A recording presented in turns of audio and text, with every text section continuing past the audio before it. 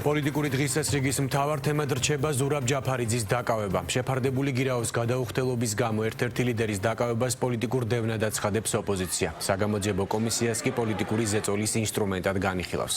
მმართველ გუნდში კი ამბობენ, რომ ზურაბ ჯაფარიძემ დაკისრებული გირაო მიზანმიმართულად არ გადაიხადა, კანონის დარღვევას კი ყოველთვის მოჰყვება სამართლებრივი რეაგირება.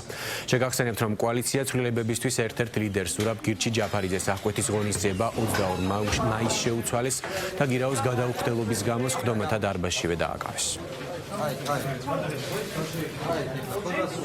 ადამიანები არ აპირებენ, რომ დაემორჩილონ ჯერ უკანონო პარლამენტის უკანონო კომისიას და მერე იმ უკანონო ჯარიმას, რომელიც ამ უკანონო კომისიაში არ გამოცხადების გამო მათ დაეკისრათ. ეს არის მათი სამოქალაქო გამბედაობის აქტი. მორალური საჯული ვერ ვიქნებით ადამიანების, რომლებიც გადაიხდიან ამ გირაოს.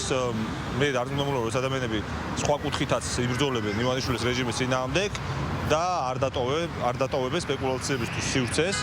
იმიტომ რომ მათ უკვე გადადგეს ნაბიჯი, როდესაც არ გამოცხადდნენ ამ ეგრეთ წოდებულ კომისიაზე. ვიღაც თulis, რომ უფრო მეტად ეფექტიანი არის მისი პოლიტიკის კეთება, რომელიც ითვალისწინებს გირაოს გადახდას, ვიღაც თulis, რომ პოლიტიკაში ის სხვა ქვეყნიდან მონაწილეობს, ვიღაც თulis, რომ უფრო ეფექტიანი იქნება მისთვის საგამოძიებო კომისიაზე გამოცხადება. აქედან გამომდინარე, ჩემი აზრით, დაპირისპირების საგნად ჩვენ არ გამოგვადგება გირაოს გადახდის ან არ გადახდის საკითხი.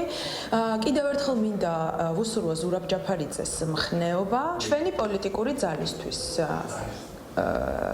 სწორი ნაბიჯი იყო საგამოძიებო კომისიაზე გამოცხადება. ეს ადამიანები სიმართლეს არ ემსახურებოდნენ და არ ემსახურებიან.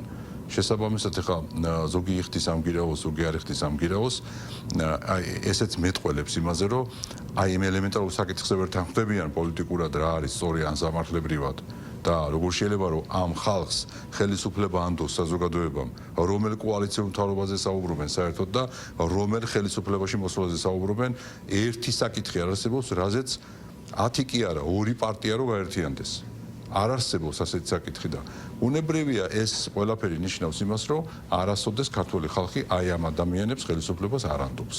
რას ემსახურებოდა ეს ყველაფერი, ხო, უკვე იქ მისი გადაწყვეტილებიდან რამდენიმე საათში გამოჩნდა, როდესაც ევრობიუროკრატები, რამდენიმე საელჩო და ასე შემდეგ ამ ყველაფერს გამოეხმაურნენ, მათთვის ჩვეულ სტილში და ისევ რაღაცა პოლიტპატიმრებზე დაიწყეს საუბარი და 1000 აბსურდზე, ხო?